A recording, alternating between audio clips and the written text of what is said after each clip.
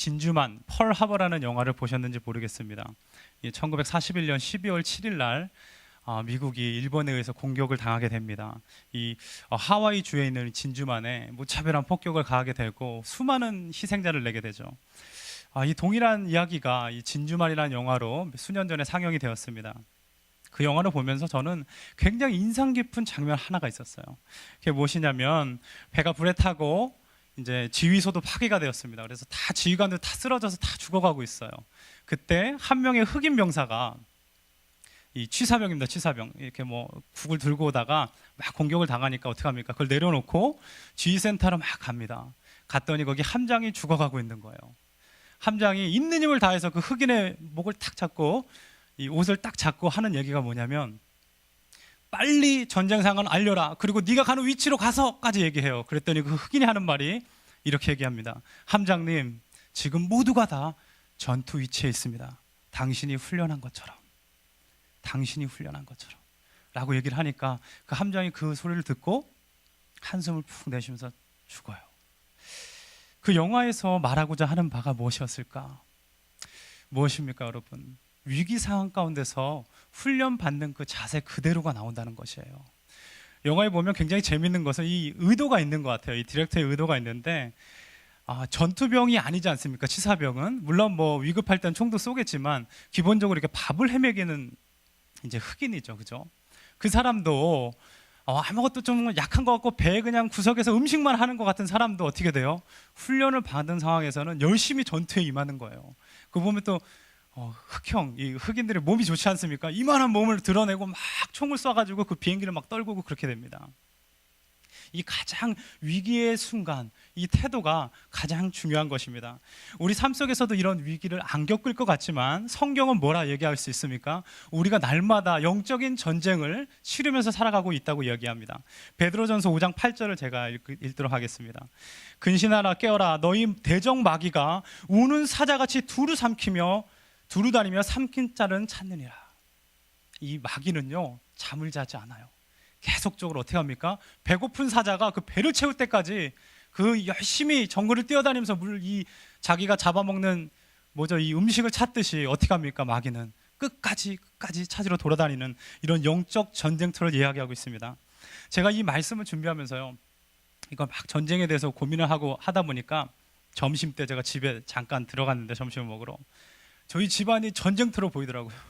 이 신발도 여기저기 떨어져 있고 애들이 둘이 있으니까 아무래도 아이들이 저기서 막 장난감을 던지면서 뛰어오는데 아빠 하고 뛰어오는데 마치 이 손 들어라 이러는 것 같아요. 근데 또 아내가 딱 나타났는데 이렇게 사랑스러운 아내가 막 적장으로 보이기도 하고 막 이랬습니다. 우리 삶 가운데 위기가 있지 않습니까?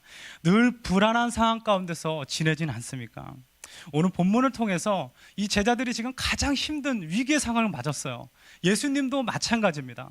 곧 있으면 십자가를 지시게 돼요. 이런 위기의 상황 가운데서 어떤 자세를 갖고 어떻게 이것을 대처하는지 우리 같이 세 가지의 귀중한 말씀을 같이 배워보기 원합니다. 첫 번째는 가장 힘든 시기일수록 더 기도하라는 것입니다. 가장 힘든 시기일수록 더 기도하셔야 돼요.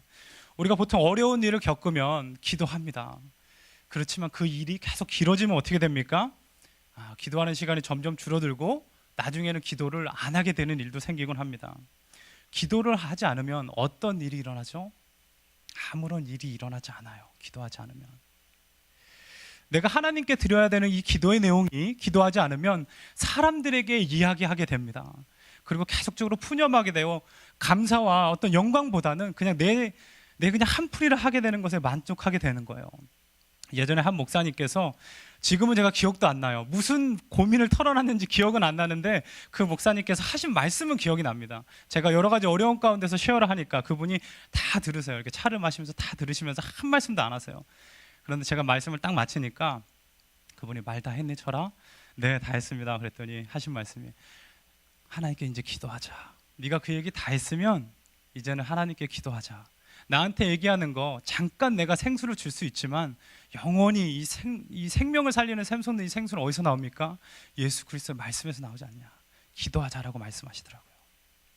계속 기도하지 않고 계속적으로 영적인 잠을 자면 어떻게 됩니까? 아무 일도 일어나지 않고 오늘 본문의 제자들처럼 행동을 하게 됩니다. 본문의 제자들이 잠을 자고 있어요. 오늘 본문의 배경은 무엇입니까? 겟세마네 동산에서 예수께서 이 땀방울이 핏방울이 되도록 기도하시고 이제 곧 군병들에게 붙잡혀서 십자가의 모진 고통을 당하시는 그 순간입니다. 가장 기도가 필요한 순간이에요. 근데 그때 제자들이 하는 것은 무엇입니까? 잠을 자고 있어요. 37절을 보면 예수께서 하나님 아버지께 간절히 기도하고 난 다음에 돌아오시니 제자들이 잠을 자는 것을 보십니다. 그리고 특별히 베드로에게 말씀하세요. 시몬아 자느냐? 시몬아 자느냐? 제가 만약 예수님이라면 어떠했을까? 지금 너무나도 기도해야 되는데 자고 있어요. 저 같으면 그랬을 것 같아요. 잠을 자? 제자 교체. 바로 새로운 사람 뽑고 베드로 너는 안 되겠다. 넌 그냥 집에 가라. 이렇게 얘기했을지 모르겠어요. 근데 예수께서는 그렇게 말씀하시지 않고 이 단어, 엄청난 단어를 말씀하십니다. 시몬아 자느냐? 내가 1시간도 깨어 있을 수 없더냐? 이 짧은 말씀에 예수님의 귀중한 사랑이 들어있습니다. 37절을 자세히 보세요. 예수께서 돌아오시고 제자들이 자는 것을 보십니다. 그리고 시선이 어떻게 해요? 베드로에게 집중이 돼요. 그리고 베드로한테 뭐라고 하고 있습니까? 시몬아라고 얘기하고 있습니다. 마가복음에 보면 시몬이라는 뜻은 듣는다는 뜻이에요. 이 명칭은 3장 16절에 한 번 딱 등장하고 한 번도 등장하지 않다가 이 오늘 본문에서만 등장을 합니다. 이 시몬이 무엇입니까? 예수께서 베드로라는 이 시몬을 택해서 베드로 반석이라는 이름을 새로 지어주고 계시죠. 그 다음에는 한 번도 등장을 하지 않아요.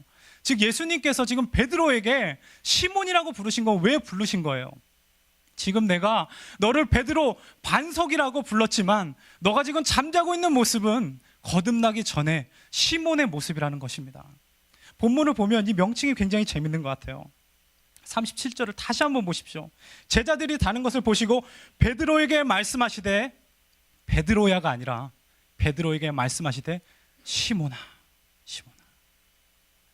베드로는 빨리 영적으로 깨어 있어야 됩니다. 예수께서 말씀하시니 이름 딱 들어서 내가 시몬이야, 나 베드로인데 예수께서 이렇게 말씀하시는구나, 이런 영적인 어떤 민감함이 있어야 돼요. 그런데 그렇지 않습니다. 어떻게 해요? 믿음으로 못 이기고 다시 자고 있습니다. 38절입니다. 예수께서 이렇게 말씀하세요. 시험에 들지 않게 깨어 기도하라. 마음은 원이로되 육신이 약하도다. 굉장히 유명한 말씀이죠. 아마 95%의 성도님들이 다 아는 구절이고 얼마나 많이 인용되는지 모르겠어요. 마음은 원인데 육신이 약하다는 거예요. 진짜 새벽에 나오고 싶은 마음은 원인데 제 몸은 자고 있습니다. 정말 말씀 읽고 싶은데 제 육신이 TV를 보고 있네요. 어떻게 됩니까? 근데 오늘 본문에 의하면 우리 마음으로 원해도 몸이 움직이지 않는다면 그것은 안 하는 거라는 거예요. 소용이 없다라는 것입니다. 베드로가 아무리 원해도 기도하지 않는 것을 예수님께서는 책망하십니다. 내가 아무리 원해도 성경책을 펴보지 않으면 영적인 유익이 없어요. 무엇보다도 이 마음은 원이로되 육신이 약하다는 말씀은 누가 할 수 있습니까? 베드로가 있습니까? 예수께서만 하실 수 있습니다. 만약 베드로가, 예수님이 와가지고 시몬아 너 왜 자니? 라고 얘기했는데 마음은 원인데 육신이 약합니다 이러고 또 자면 정말 혼란했을지 모르겠습니다. 네, 우리 주변에 혹시 아직 주무시는 분 혹시 계시지 않습니까? 우리를 보고 예수님께서 뭐라 말씀하시겠어요? 아무개야 아직도 자느냐, 이렇게 말씀하시지 않겠습니까? 오늘 저녁 기도하시면서 내 영혼이 잠자고 있는지 아닌지 한번 주님 앞에 내 자신 스스로 돌아보시기 바랍니다. 예수님께서 십자가 앞에 두고 하신 것이 무엇입니까? 기도입니다. 기도. 여기서 극명하게 갈리고 있어요.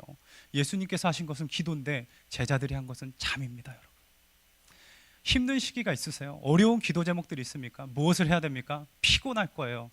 당연히 피곤하죠. 그 일이 겪는 게 얼마나 힘듭니까? 그렇지만 그럼에도 불구하고 기도하셔야만 합니다. 그게 예수님의 분명한 뜻이에요. 힘드십니까? 기도하십시오. 어렵습니까? 그럼 기도하십시오. 그게 예수 그리스도 우리 주 하나님의 뜻입니다. 두 번째, 주님께서 하시는 말씀은 가장 힘든 시간에 하는 기도는 예수께서 주목해서 보신다는 말씀이에요. 오늘 본문에서 예수님이 기도를 하고 계시는데 왜 이렇게 자주 제자들을 와서 계속 보고 또 받겠습니까? 우리에게 가장 큰 위로가 되는 것이 바로 이것이죠.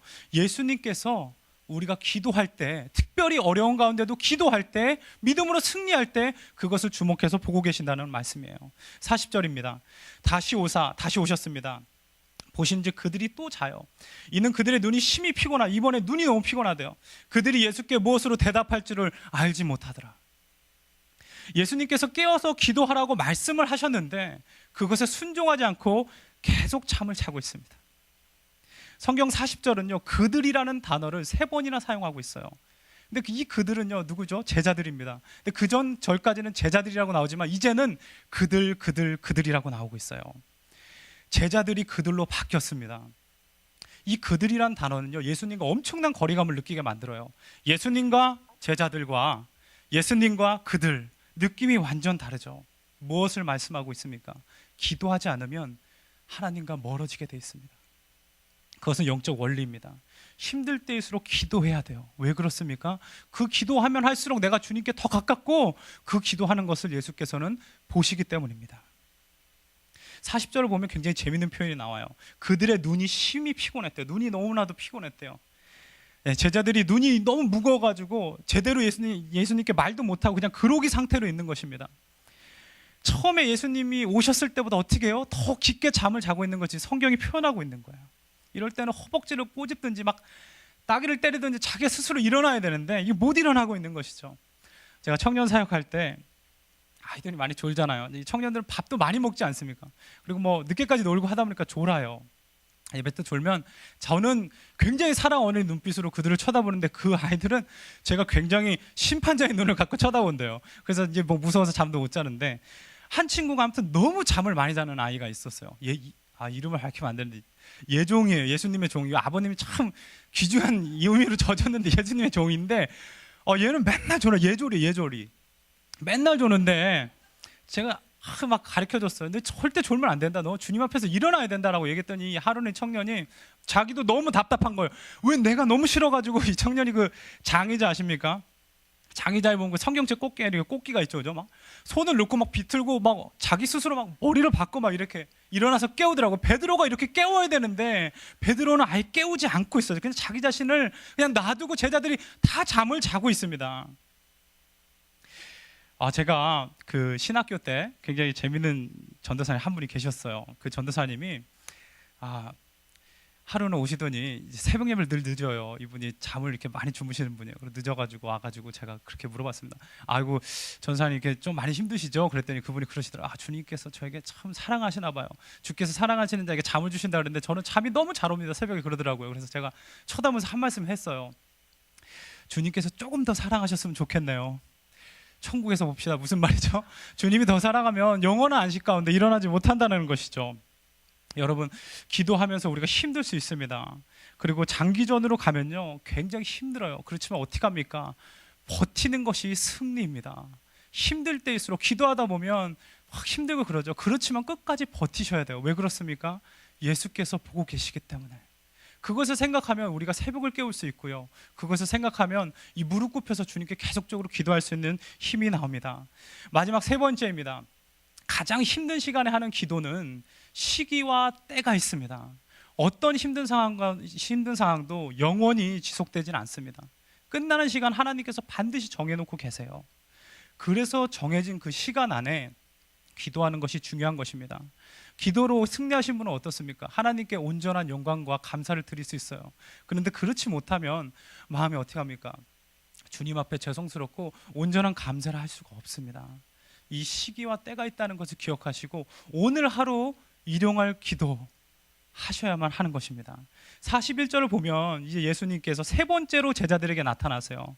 그런데 그때도 제자들은 잠을 자고 있습니다. 오늘 제자들은 본문에서 하는 역할이 없어요. 처음부터 끝까지 계속 잡니다. 예수님은 계속 와서 깨우고요. 예수께서 그들에게 말씀하십니다. 이제는 자고 쉬라. 그만 때가 왔도다. 보라, 인자가 죄인의 손에 팔리느니라. 예수님의 포기의 소리가 들리십니까? 이제는 잠 자라는 거예요. 이 잠자는 것은 하나님도 못 말리십니다.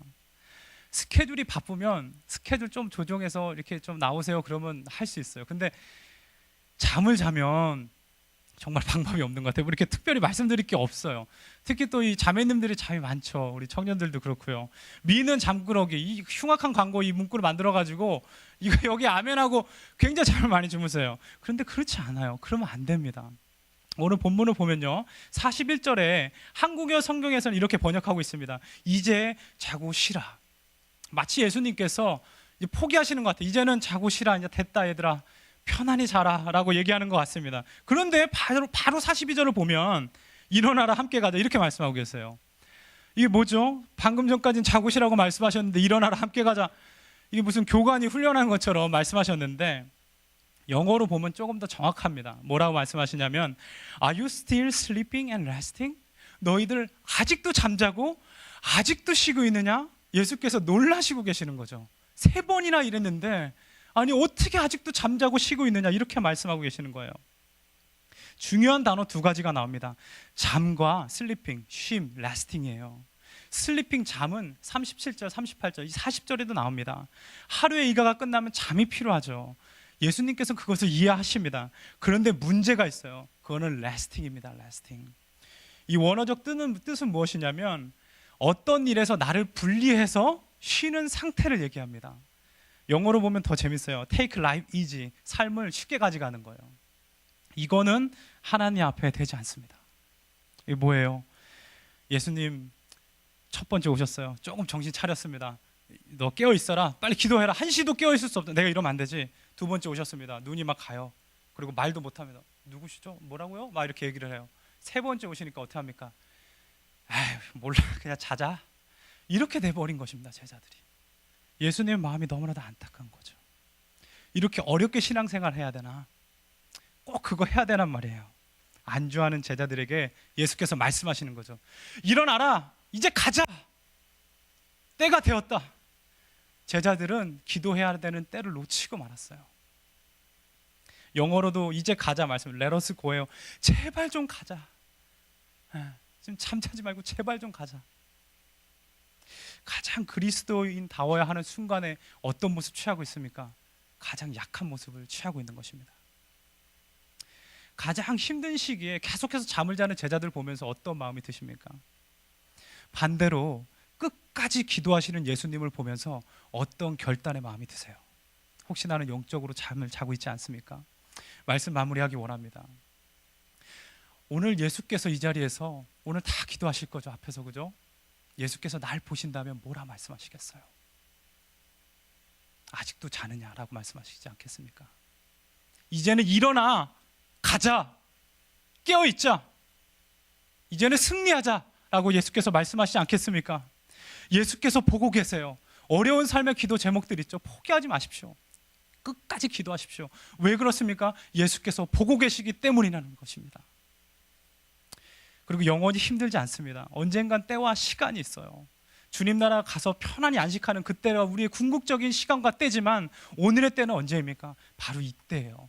하나님께서 이때에 주님께서 기도하기를 원하신다는 것입니다. 광야 생활도 첫날이 힘들었겠죠. 이스라엘 백성들이 40년의 광야를 끝나고 뒤로 봤을 때 뭐가 남습니까? 하나님의 보호하심과 인도하심이 남습니다. 저희의 삶 가운데서도 하루하루 많이 힘들게 사는 것 같지만 우리 주님 나라 가는 그 순간에 우리의 삶을 돌아봤을 때 하나님 앞에서 은혜와 감동과 또 감격이 낳는 그런 놀라운 인생 되시기를 예수님의 이름으로 축원합니다. 제가 잠깐 기도하고 마치도록 하겠습니다.